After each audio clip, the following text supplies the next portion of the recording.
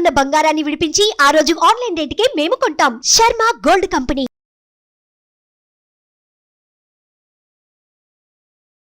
నమస్కారం, నేను మీ జాహ్నవి. మనతో ఉన్నారు ప్రముఖ జ్యోతిష వాస్తు పండితులు, ప్రముఖ ఆధ్యాత్మికవేత్త, లలిత ఉపాసకులు బ్రహ్మశ్రీ నానాజీ పట్నాయక్ గురువు గారు. సూక్ష్మంలో మోక్షం ఈ ప్రత్యేక కార్యక్రమం ద్వారా మనకున్నటువంటి ప్రతి సమస్యని చక్కగా నివృత్తి చేస్తూనే ప్రతి నెల వచ్చే ప్రత్యేకమైన తిథులకు సంబంధించి ఆ విశేషాలు మనకి వివరంగా వివరిస్తూ ఉంటారు కదా. మరి రేపు పౌర్ణమి ఉంది కదా, పౌర్ణమి విశిష్టత ఏమిటి గురువు గారి మాటల్లో డీటెయిల్గా తెలుసుకుందాం. నమస్కారం గురువుగారు.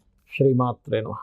అయితే గురువుగారు, రేపు జ్యేష్ఠ మాసంలో వచ్చే పౌర్ణమి కదా, మరి ఈ పౌర్ణమి విశిష్టత ఏమిటి? ఈ పౌర్ణమి ఏమంటారు? ఆ రోజు అందరం కూడా ఆచరించవలసిన విధి విధానాలు ఏమిటి? ఇది రెండు రకాలుగా ఉంటుంది. ఒకటి సామాన్య ప్రజలు చేసుకోవాల్సినటువంటిది, రెండవది రైతులకి.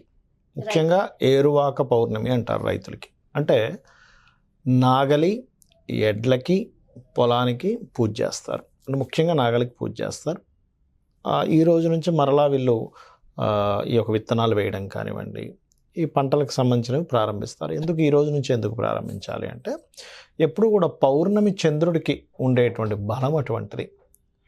చంద్రుడి యొక్క కిరణాల చేత ఔషధములు ఇదవుతూ ఉంటాయని చెప్తూ ఉంటారు.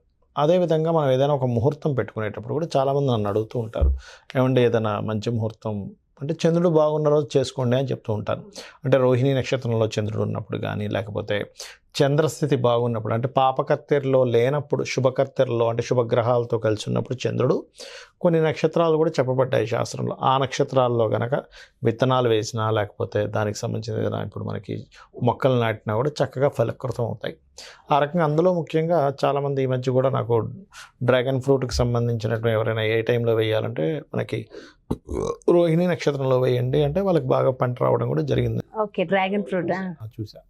కాబట్టి అన్నము, పాలు, ఆ యొక్క బెల్లము కలిపినటువంటి పదార్థాన్ని అమ్మవారికి నైవేద్యంగా పెట్టి గోవులకు తినిపించడము రైతులు కూడా తీసుకుంటుంటారు. ఇప్పుడు మరి కొంతమంది సాంప్రదాయాన్ని పాటిస్తున్నారు, కొంతమంది పాటించట్లేదు. కాకపోతే ఏంటంటే ఈ జ్యేష్ఠ నక్షత్రం రోజు వచ్చేటువంటి ఈ యొక్క పౌర్ణమి దారిద్ర్యాన్ని తొలగించే పౌర్ణమి అంటారు. ఈ దారిద్ర్యాన్ని తొలగించేటువంటి సర్వసాధారణంగా రైతులు ఎప్పుడు కూడా ఏదో ఒక ప్రాబ్లం పడుతూ ఉంటారు, అందుకని ఇది చేస్తారు. ఇక సామాన్య ప్రజలు ఈరోజు చేసుకోవాల్సింది ఏమిటి అంటే, ఇది ఈ పౌర్ణమి ఎలా వచ్చిందంటే శుక్రవారం పూట రాత్రి ఉంది, శనివారం పూట ఉదయం పౌర్ణమి తిథికి ఉంది. కాబట్టి శుక్ర శని 2 రోజులు చేసుకోవచ్చు. ఎవరికైతే బాగా దారిద్రంగా ఉందండి, మానసికంగా బాగా స్ట్రెస్లో ఉంటున్నాను, ఎప్పుడు ఏదో ఒక మానసిక ఆందోళనతో నేను బాధపడుతున్నాను అనుకునేటువంటి వారికి పౌర్ణమి బ్రహ్మాండంగా పనిచేస్తుంది. ఇవాళ రేపు మనకు తెలియదు ఏముందాం, అప్పులు అవుతూ ఉంటాయి, ఫైనాన్స్ వచ్చిన డబ్బులు సరిపోవు, ఏదో గొడవలు ఇట్లాంటివి ఎక్కువగా ఉంటాయి సర్వసాధారణంగా. వాటన్నిటికీ కూడా ఈ పౌర్ణమి చేయడం ద్వారా చాలా మటుకు రిలీఫ్ రావడంతో పాటు మానసిక శక్తి అనేటువంటిది పెరుగుతుంది. అయితే ఇందులో శుక్రవారం పూట ఏం చేయాలి, శనివారం పూట ఏం చేయాలి అంటే, మీరు చలివిడి నైవేద్యంగా పెట్టి అమ్మవారికి చలివిడి తయారు చేసి ఆ ఒక గిన్నెలో చలివిడి, ఆకు, ఒక్క, అరటిపండు, అదేవిధంగా పానకం కూడా తయారు చేస్తారు.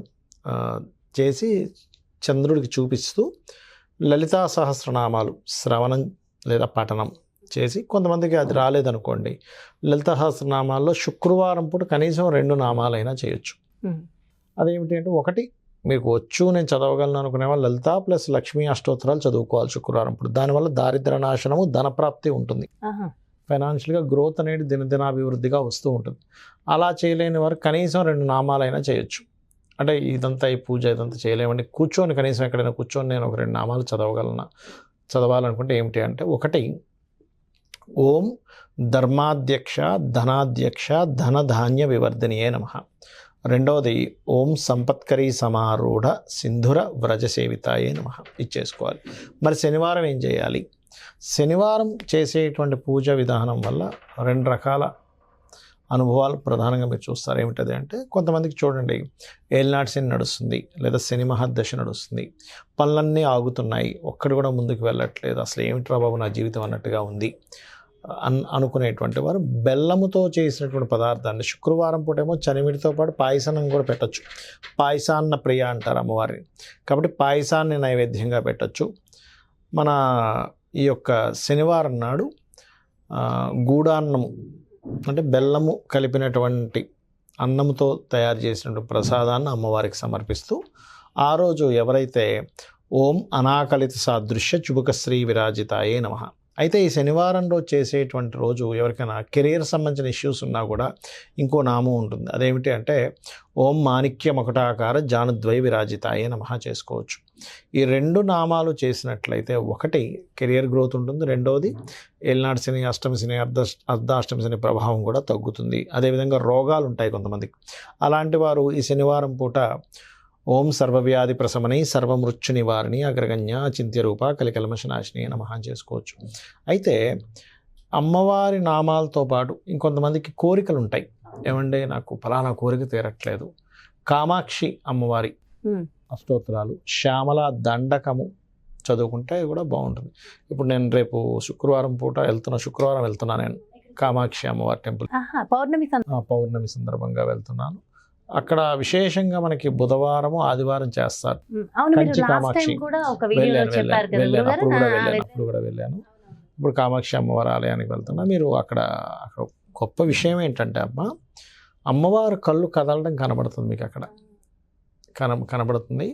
ఒకానొక సమయంలో కింద ఉండేటువంటి ఆ కూర్చునేటువంటిది ఇది అసలు ఎట్లా ఉందని చెప్పని అప్పట్లో ఉండేటువంటి ఎవరైతే ఉంటారో వాళ్ళు కదిపినప్పుడు సడన్గా ఉన్నటువంటి మొత్తం దాన్ని ఏమంటారు, వాతావరణం మొత్తం ఒక్కసారిగా మేఘామృతం అయిపోయి నల్లటి మబ్బు పట్టేసి వర్షంలాగా కురిసే సమయం వితిన్ సెకండ్స్లో అయిపోయింది. జస్ట్ అది కదుపుతాను, మళ్ళీ వెంటనే అమ్మ ఇదేంటి ఇలా అయిందని మళ్ళీ సెట్ చేశారు వాళ్ళు. కిందన ఏమీ ఉండదు, గాల్లో ఉంటుందమ్మా విగ్రహం. అది అంత గొప్పది. అక్కడ మీకు చందన సేవ జరుగుతుంది.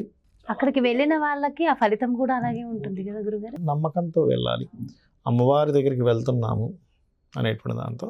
పౌర్ణమి రోజు అయితే అక్కడ తిరుగుతుందట అమ్మవారు. తిరిగి ఎవరికైనా ఏదైనా కావాలా అన్నట్టుగా ఎవరిని కరుణిద్దాం అని చెప్పి చూస్తుంటుందట అమ్మవారు అంటుంటారు. సో వెళ్ళిన వాళ్ళకి ప్రత్యక్షంగా అమ్మవారి బ్లెస్సింగ్స్ ఉంటాయి. మీరు చెప్తుంటే కూడా అలాగా కనిపిస్తున్నారు అమ్మవారు.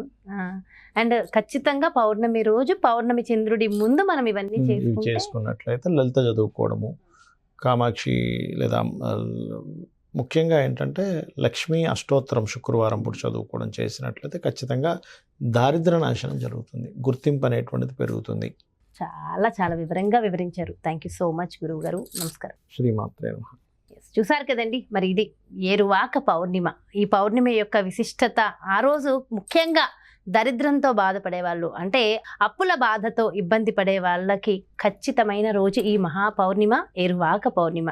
మరి ఈ పౌర్ణిమ రోజు మనకున్నటువంటి సకల కష్టాలు తొలగి అష్టైశ్వర్యాలు సిద్ధించాలంటే ఖచ్చితంగా ఒక 40 నిమిషాలు ముఖ్యంగా జపించవలసిన మంత్రాన్ని గురువుగారు చెప్పారు కదా. మరి ఆ మంత్రాన్ని మనస్ఫూర్తిగా అమ్మ పాదాల యందు మన తల వంచి బాధతో ఆ అమ్మని వేడుకుంటే ఖచ్చితంగా కోరికలన్నీ కూడా సిద్ధిస్తాయి. మరో ప్రత్యేకమైన కార్యక్రమంతో మళ్ళీ మీ ముందుకు వచ్చేస్తాను. మరి అలాగే మీ యొక్క జాతకానికి సంబంధించి కానీ, లేదంటే మీ ఇంటి వ్యాపార వాస్తుకు సంబంధించి కానీ గురువుగారిని సంప్రదించాలి, అపాయింట్మెంట్ కావాలి అనుకుంటే క్రింద డిస్ప్లే అవుతున్నటువంటి నెంబర్స్కి కాల్ చేసి అపాయింట్మెంట్ తీసుకోండి. నమస్తే. సుమన్ టీవీలో మీ పర్సనల్ అండ్ బిజినెస్ ప్రమోషన్స్ కోసం కింది నెంబర్కి కాంటాక్ట్ చేయండి.